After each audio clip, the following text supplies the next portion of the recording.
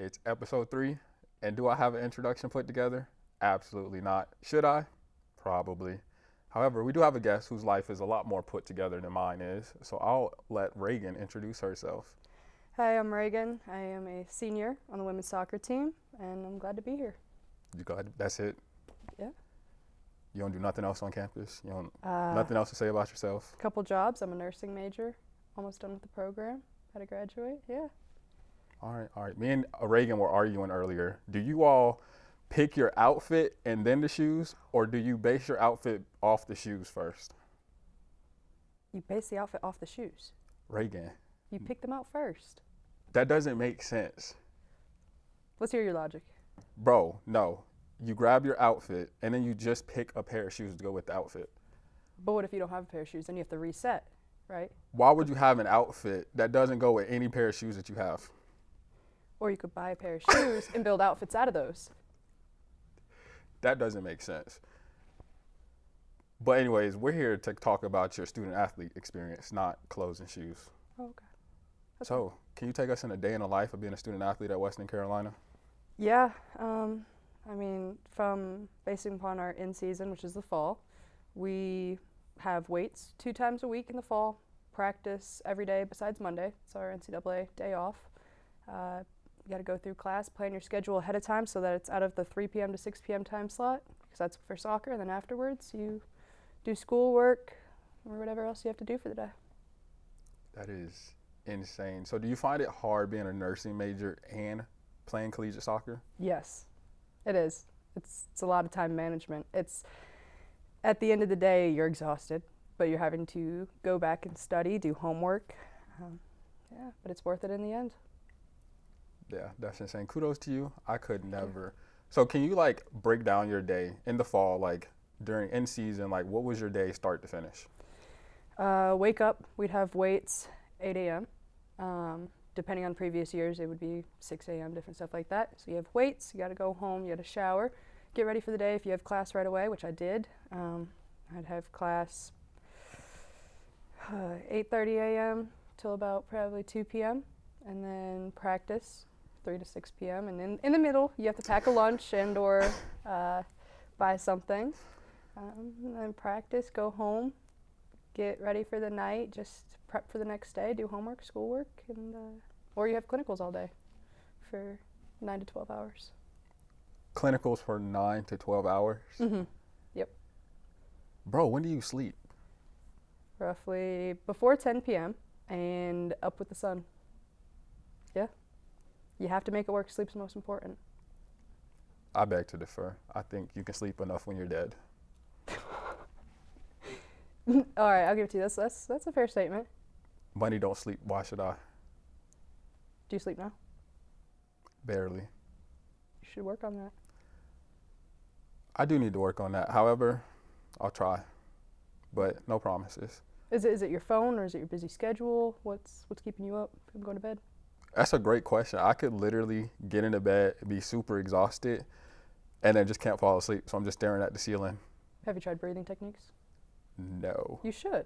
Or if you ever work out or anything, tart cherry juice is a great natural melatonin and also helps with body recovery. Reagan, look at me. Do it look like I work out? I don't want to answer that. Yeah, don't answer that. Okay. I'd have to ask you to leave, and then this will be the end of the episode. Yeah. Anyways, I think we can just also dive right into it. Y'all had an amazing season this past year. Absolutely. I'm curious. So it's the championship game. Time is winding down. You're up 1-0. What is going on in your head as you're watching time kind of tick off? I was ecstatic that we were up 1-0. I was happy tears that my season would progress to another game as as my final collegiate season. I just kept praying over and over in my head, Lord, let this be what it is to be, what your plan is, and either way, I'm happy. It's an amazing season that we have yet to have in years. So to be able to experience that, it's a once-in-a-lifetime opportunity that not everyone gets. So thankful, grateful, and blessed for it. Yeah. So looking back at the season, what outside of that, what was your most memorable experience or your favorite moment just throughout the season, whether it's celebrating with your teammates, going out with your teammates, a certain win or a special play that you may have made? To me, it was beating Samford and Mercer at their place. Mercer, hands down, do not like them, ever. But Samford, that was something that was our first win against them since I've been here.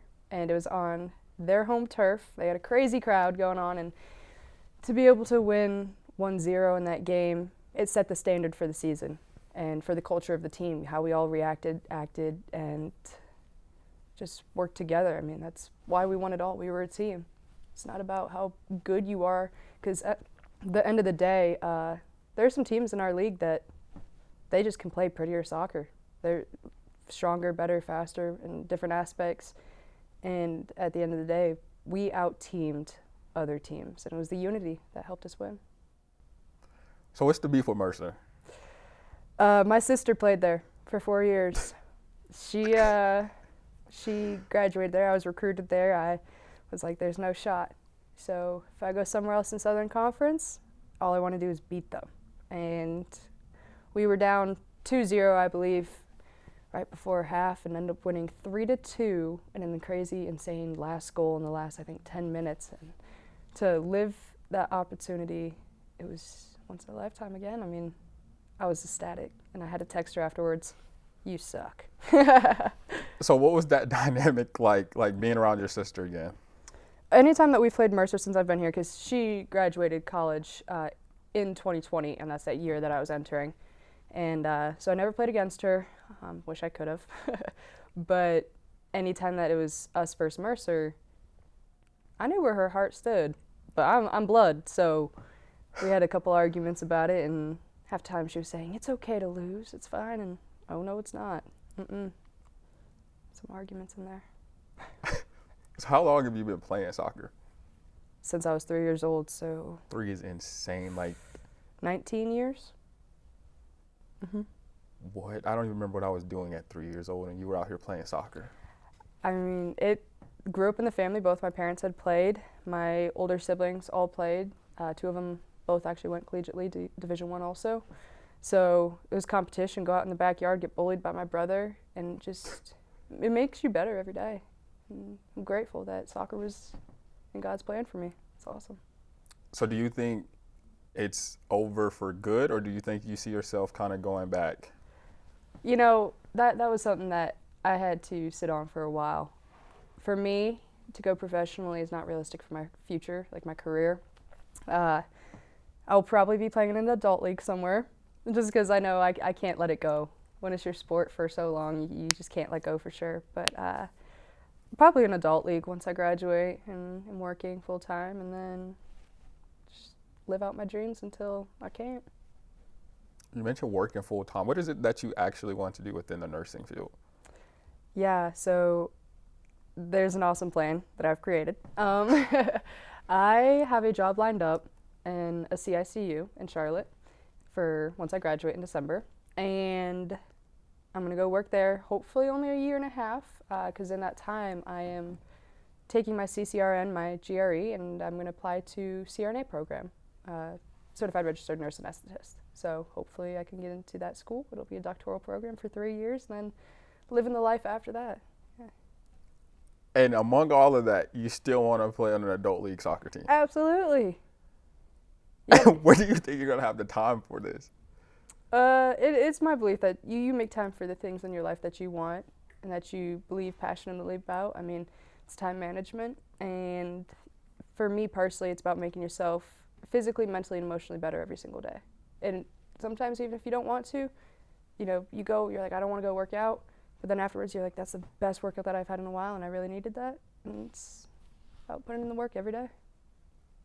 I do that with food, though. Me too. I'll be hungry all day, and then I'll have that one meal, and I'm like, it's the best meal I ever had. Best meal? Yeah. What food? Favorite food, actually. Favorite food? Pasta. But I don't like red sauce. That's despicable. And what is yours? I don't like pasta. So let me clear the air on that one. Oh my God. I have a salad every day. I love it. It don't ever get old. I have fruit every day, some strawberries, blueberries, raspberries. The berries are really good for you, by the way. Just so you know, in case you want to switch out of pasta. So your favorite food is salad? Yes, actually, yeah. I love it. Bro, it's no way. That's the most basic meal Basic. I thought chicken tenders and fries were. So is a salad. So is pasta. It's not. You can spice up some pasta. You can't spice up a salad. It's lettuce and vegetables. So when you go to a restaurant, you order pasta? Depends on what restaurant I'm at. Huh. If Depends pasta on was what on the mood I'm menu, in. would you order it? Depends on what kind of pasta it is. Without red sauce? Probably. Really? So you go to a restaurant, you're going to get a salad every single time? Depends on the restaurant, but I'd say for the most part, yes. Like El Pat, they don't do salads. I love El Pat. So what do you get from El Pat? Shredded chicken quesadilla with cheese on top. If you haven't tried it, don't knock it. I knocked it at first until I tried it, and hands down, the best option. Okay, favorite fast food place? That's hard. And if you're getting a salad from a fast food place? Okay, so I'll take Zaxby's out of that because I was going to say Zaxby's salad. I'd say Wendy's. Do you get a salad from Wendy's? I used to, and then I just switched it to get a crispy chicken sandwich, the biggie bag. It's $5. It's worth it. What is like why salads? Has it just been like something that you just grew up eating a lot? Like, I eat healthy, so a lot of the time I really love the taste of it, and I'll switch dressings so it changes every time, ish. But just eating healthy, it's your daily vegetables for the day. It's good for you. Yeah. It doesn't make you groggy like fast food would. okay, or pasta. but you get salads from fast food restaurants. Yeah, mainly Zaxby's. Their salads, really good. Did you say salads? They're called salads with a Z. Bro, that's insane. I cannot believe. It doesn't make sense that a fast food restaurant has salads. Quick and easy. I mean, it's great marketing. So then you just prove my point, salads are basic. But fast food restaurants are typically seen as unhealthy for you. So if you get a salad, it's offering more. It encourages healthy people to go explore fast food. Okay, so what's your idea? If you could build a perfect salad, what is it?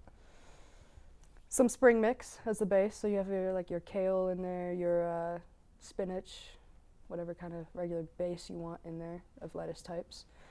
You gotta add some cucumbers, some tomatoes, bell pepper. Gotta go green. Bell pepper is Green insane. Yeah. Definitely cheese. Can't forget the cheese. That's what makes it.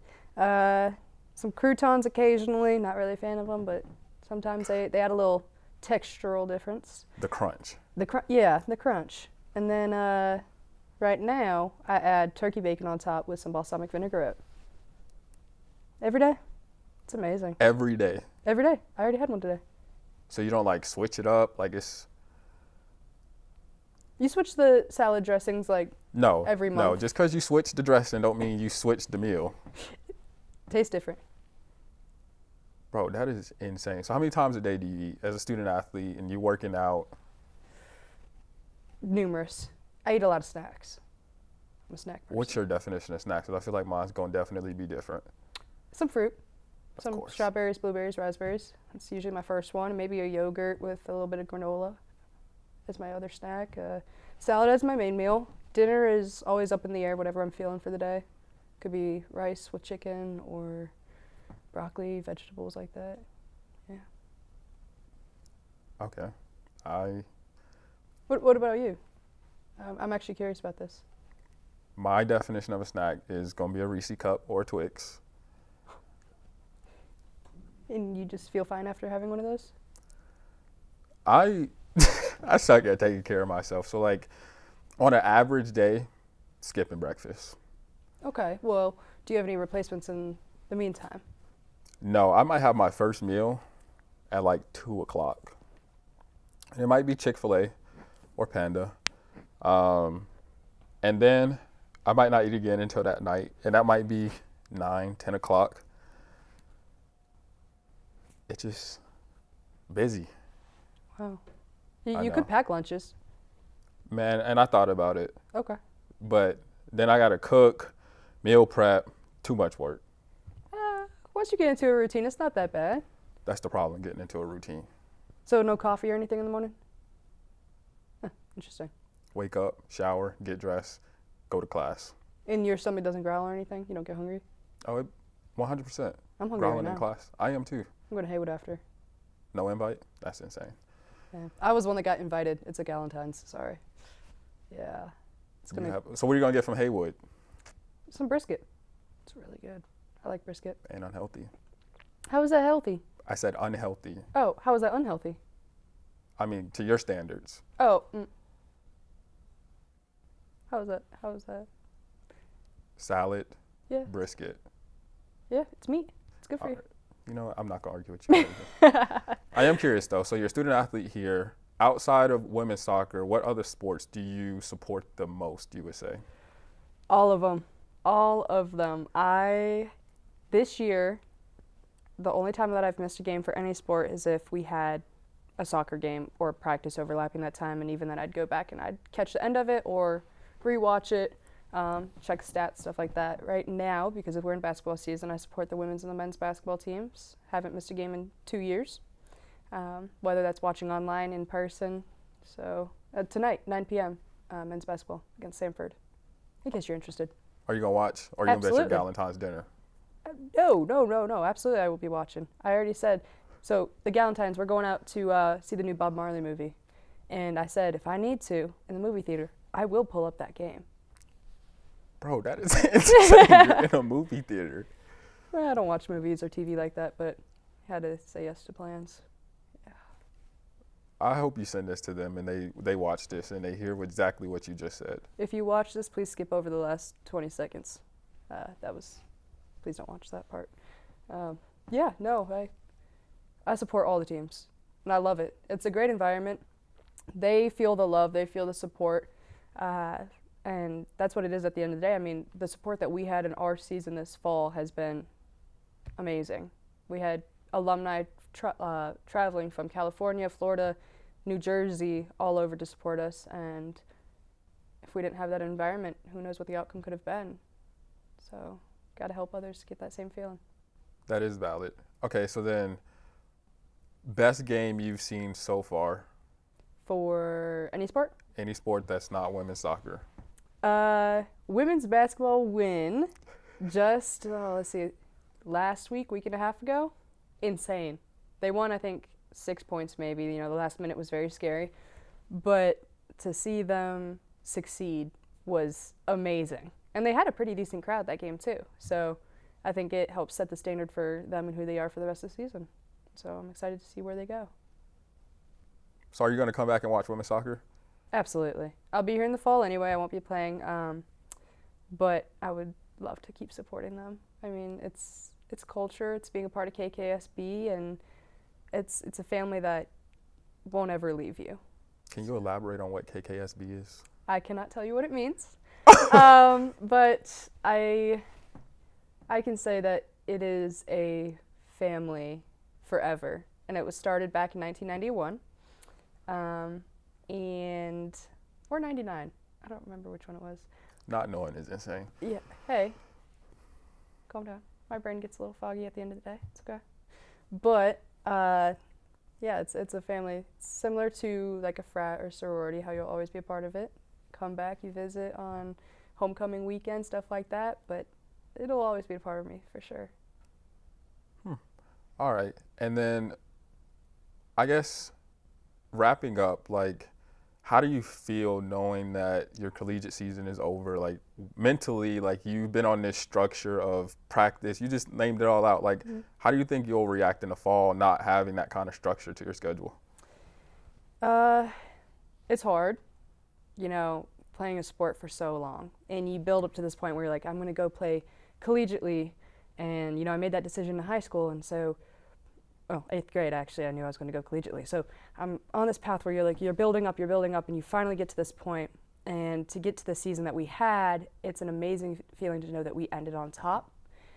Great way to go out. It's sad, but mentally you have to look at it to the positives, because there's always a light at the end of the tunnel. Like, yeah, my collegiate career is done. I can go play in adult league now. I can have more free time to explore other hobbies like running. I've always been a runner. I love it. I'm training for a half marathon right now. Hopefully I can be running a marathon in the next fall. So, you know, it's okay. Life goes on, and you just got to see the positives out of it, because it's not always negative. Okay, this has also been a hot topic when we talk about amongst students and general students. when we look at like the athletic fee and athletic facilities. So as a student athlete, like can you kind of give us the rundown? Like what has it been like for you using those kind of athletic facilities?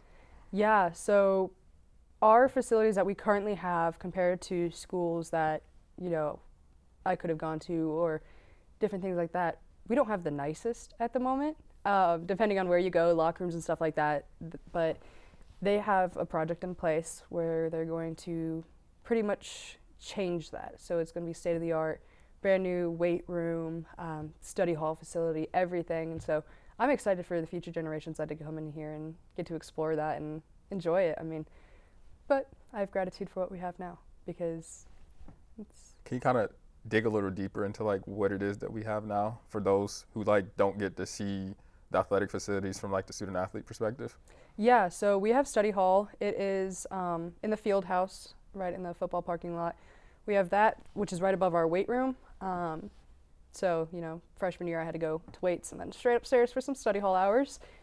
We have access to Ramsey, our basketball arena. That's actually where both my jobs are. And then we have our training room over at Camp Lab, which is by the intramural fields. And that's something that's going to be taken down and, reset. So we have access to a bunch of different things that are meant to help us and stuff like that. So. You just said you have 2 jobs. Mm-hmm. Let me get this straight. Nursing major, women's soccer, 2 jobs, and you somehow managed to find time to just do whatever it is that you like. Mm-hmm. What 2 jobs do you have? So one of them, I am a part of the Ramsey crew. I'm a building manager for them. So we do stuff like graduation setup, the stage, bunch of different things. The career fair, if you went, you would see the millions of tables and chairs out. We do that. My other job is behind the ESPN camera and or in the control room directing the shows. Yeah. They put you in charge of the camera? Absolutely. I love it, especially during baseball season. Enjoy some sunshine, some baseball, some fresh air. You make time for the things in life that you want. You do. Do you actually truly believe that, though? Yes. You, student body president, you make time for that. You wanted it, you get it, you got it, and now you make time for it. Your future, you make time to dive into things that help you for your future. At the end of the day, you don't always have time to hang out with friends every day. I hang out with my friends maybe once, twice a week, but I make time for it because I want it, so without having to sacrifice sleeping and other things like that. So how do you go about, like, what's your kind of mindset and like how you process your priority list? So like when you're able to say like, okay, yes, this day I can't go and hang out with my friends versus doing like whatever it is that you could have been doing during that time period. So it's about staying ahead of the game. You always have to prepare and stay ahead of the game. I mean, schoolwork right now for me is done through next weekend. So must be nice. I have nothing to worry about because, well, if you don't time manage properly, you're going to build up stress and other variables that are externally there that you can control ahead of time. So you free up your time by getting it done ahead of time. You're not as stressed. You're working and you can say, at the end of the day, I do have time to go hang out with friends if I wanted to today. Or maybe I'm not feeling it and I don't have to and I can find time tomorrow. So your homework is done all the way through next weekend. Mm-hmm. So what are you going to do all the next week? Study. I have quizzes, exams. So right now my only concern is an exam next week and a quiz next week. Nothing crazy. What's the secret? I'm sure myself and all the viewers and everyone that's in the studio currently would love to know. Time management, prioritizing. I will say, it gets easier once you find who you are yourself. And you'll know when you do, to be able to see what it is in life that you actually want. And you get to control your attitude and your effort every day. And so if you approach it with, man, I feel sluggish, I don't want to do this, I don't want to do that, you have to go back and look like, I get the luxury to do this. I don't have to, I get to. And it's changing your perspective. There's a great book I read by John Gordon, The One Truth. And it changes your perspective. It's eye-opening, it's enlightening, and, finding time to do the things that you want, it makes you happy.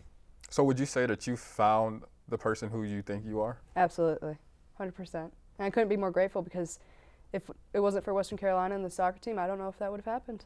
So who would you say you are? Like, You want me to describe myself or just kind of? whatever like that means to you, however it is that you need to answer that question. It's having an inner peace that nothing can affect. You know, many things can be thrown at you and how you deal with it, but when you have that inner peace, it is your choice whether those things affect you or not. Because at the end of the day, every bad situation passes. Every storm provides rain for the flowers to grow. I mean, it's never going to be straight up easy, but once you find yourself, and for me personally, religion's massive. And so finding myself in my walk, you know, with faith and everything makes it easier. It's different for everybody, but diving into yourself, putting yourself first in situations, and then once you find that inner peace, you can share the love with everyone. So would you say that you found your inner peace here at Western, or do you think that you kind of got it just from your spiritual journey? A lot of it, I will say, is spiritual.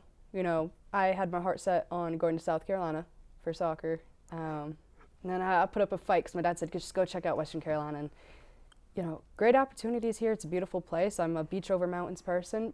But all I can say at the end of the day is I felt God was pulling me here. So spiritually, that led me here, and the events that happened, the cascade of events, you know, I wouldn't be here today if God didn't put these people in this place in my life.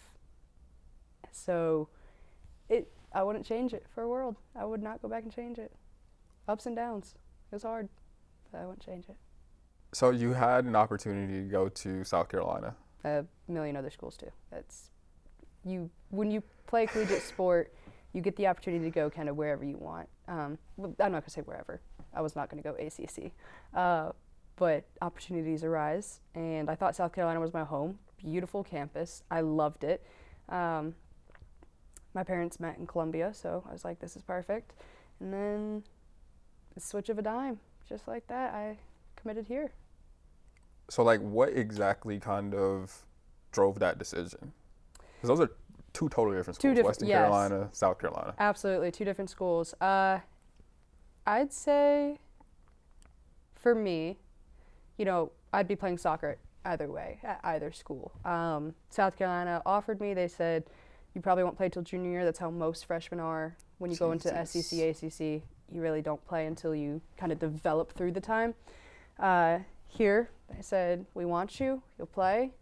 We're going to give you this, that, but we would love you here. And I was like, okay, I have two offers. One's a higher school, one's a mid D1 school, and I'm thinking about it, and pros and cons to both, but like I said, just felt that God pulled me here, which I never would have expected if I never came here to visit for soccer camp.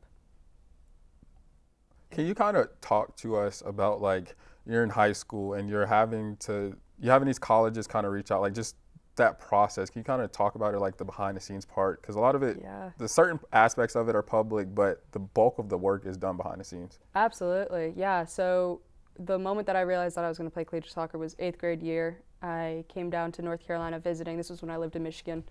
And I got my first offer from High Point. And I was like, wow, they're Division I. Like, you know, I've always planned to play soccer, but at such a young age, you're not thinking about college in middle school. And so that's kind of where it took off for me. And, you know, there's so many rules and changes that happen that I can't even tell you what they are now because I'm so far out of that recruiting era. But reaching out to multiple different schools, going to get seen by them, they come to your games, you have conversations, different stuff like that, you know, you're trying to manage being a high schooler, which is hard enough. You're in class forever. Then you have practice at the end of the day, and then you got to reach out to more college coaches, sign up for camps, ID camps, stuff like that. And yeah, everyone has a home for athletics, everyone. Sounds like a full-time job in high school.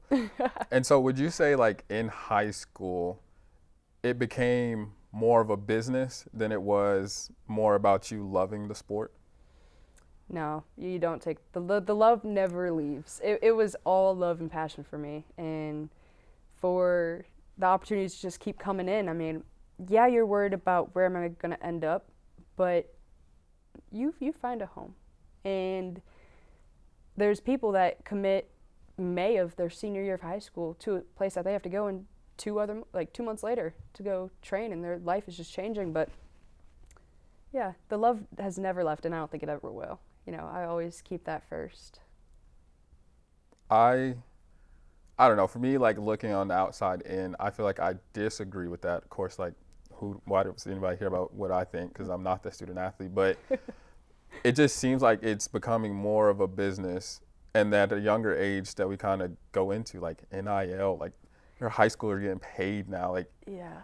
if you're at high school and you're getting paid that kind of money, like college probably isn't on that forefront. You're probably losing the love for the game that you grew up playing your entire life. And so that's why like I wanted to get your perspective on that, because for me, like again, that's insane. Like if I can make that much money in high school, why would I go to college? Yeah. So for me, I'm a first generation student. My parents don't have 4-year degrees. And so I always knew that college had to be done because I'm so competitive that I just want to kind of outbeat other people. And so as I wrap up my time here, I am focused on, I tried NIL deals, but it was never a business to me. It's the love of the sport that brings you the true happiness, because money is a materialistic thing. I mean, once you set your heart on something higher, it's a different feeling, a different approach, different perspective. So do you believe money can bring a human happiness? I believe that it can bring you a temporary happiness. I believe, for me personally, like I said, religion's massive, that my happiness is out of this world, it's spiritual. And so, he can provide those things for you, God can. But once you set your heart on materialistic things, at the end of the day, once those things are gone, you feel empty. So, temporary happiness. So then how do you go about setting your goals? Because for me, like when I think of setting goals, like those are just, you're trying to achieve materialistic things. Mm-hmm. Like I want to have XYZ lifestyle, and that's going to require XYZ money. So then how do you go about setting your goals? I think for me personally, I've always been working. I've always had a job since I was 15. So when it comes to the whole money aspect, it's about budgeting.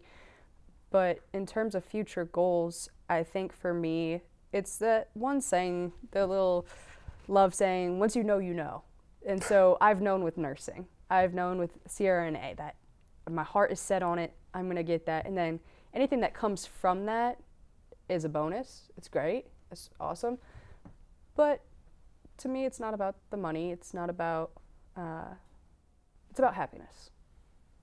And I'm the complete opposite. I think money is a big factor in everyone's happiness. And so would you say, because obviously like that's going to be a higher paying job, are you saying that if you, whatever it is that you decided to do, no matter what it was paying, you were going to do it? Yeah, it's happiness. I mean, you have to get the bills paid, right? So, but it's a balancing game. You don't, what's that saying about work and rest? So you don't rest from work, you work from rest. So you rest first, and then you're ready to attack the day. You're ready to get after it, do what you need to do. I believe in working hard now to slack off later.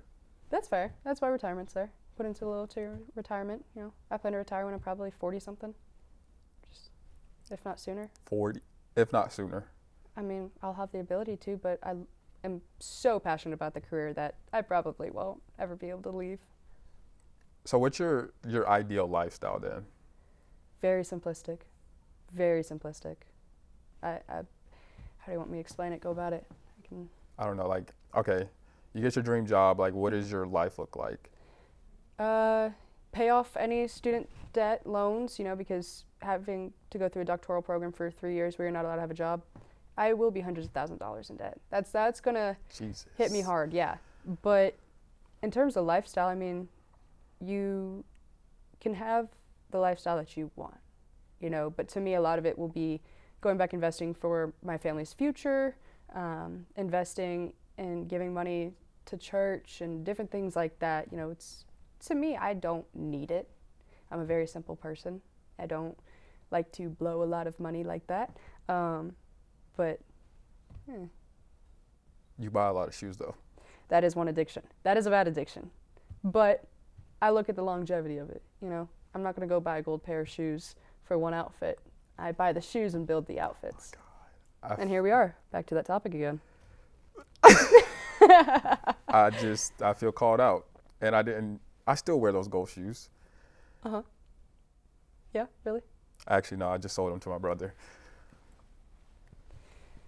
But at the end of the day, I bought the outfit, and then I so happened to get crossed with the shoes. And I was like, this would go perfect with this outfit that I've already picked out. Mm-hmm. So I got it. Then I realized I barely wore those shoes, so I sold them. Okay, and you got less money than what you spent for them. That's not the point. The point is I sold them, and I gave my brother a nice, friendly discount. Oh, okay.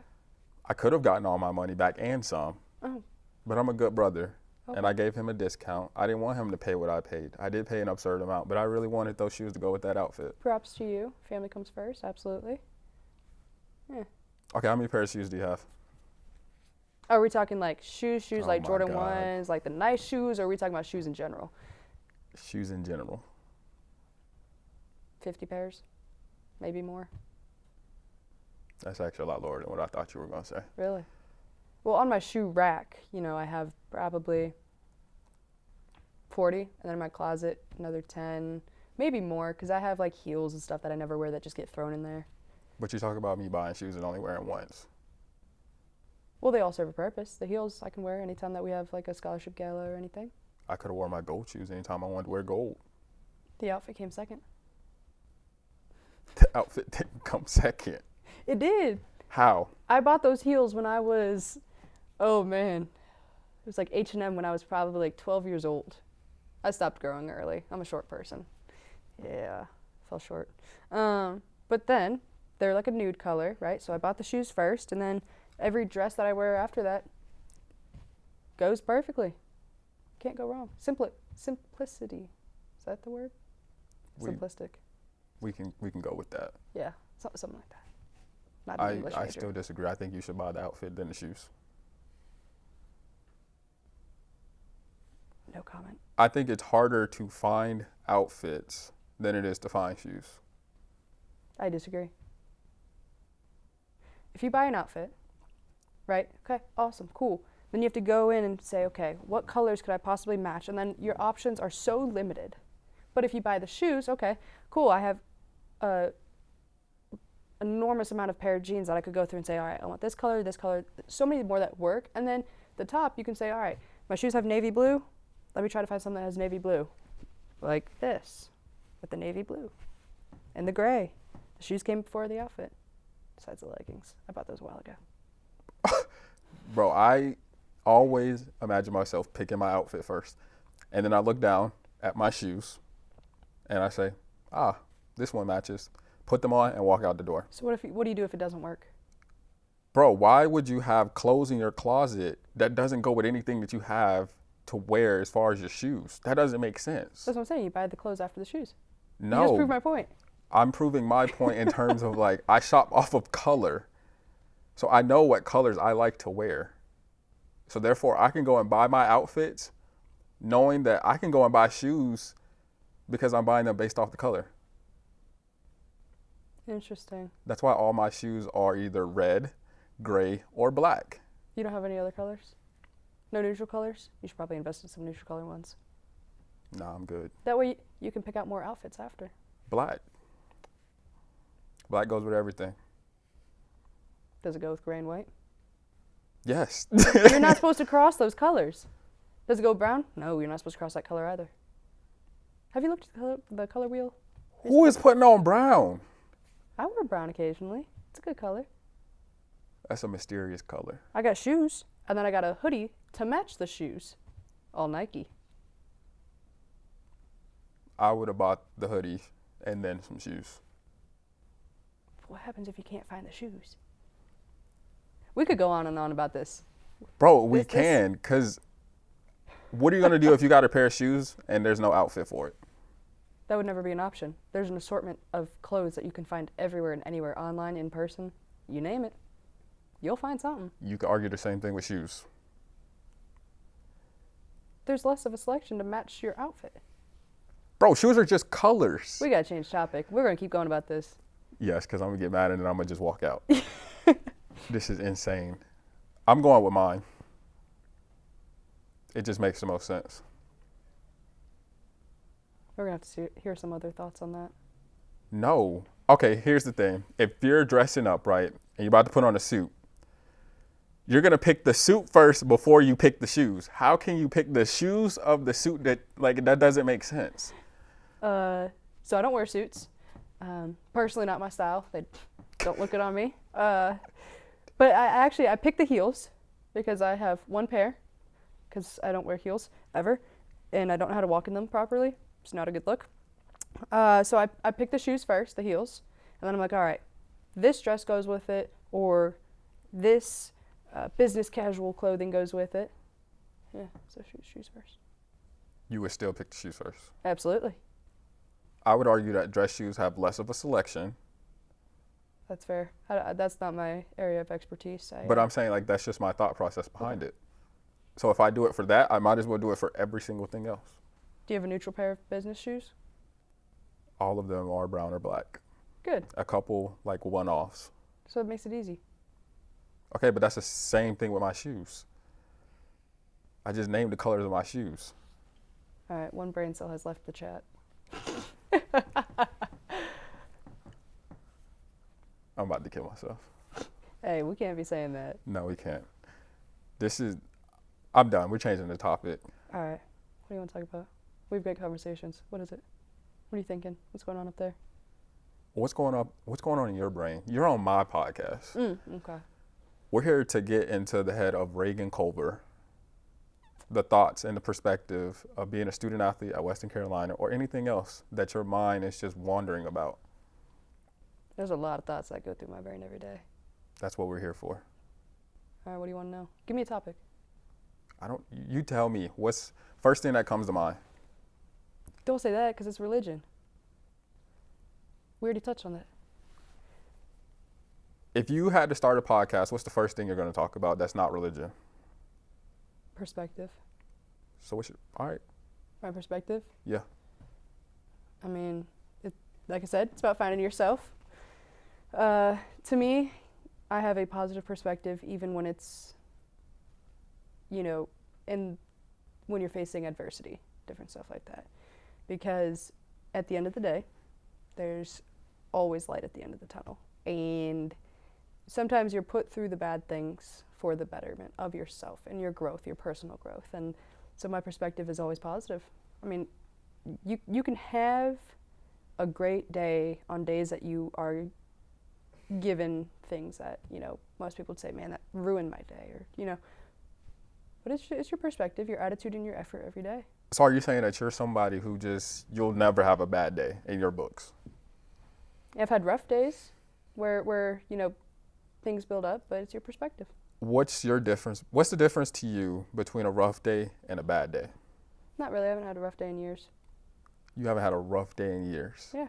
I've gone through some rough events in my life, but when it comes down to it, it's your perspective and how you approach those things.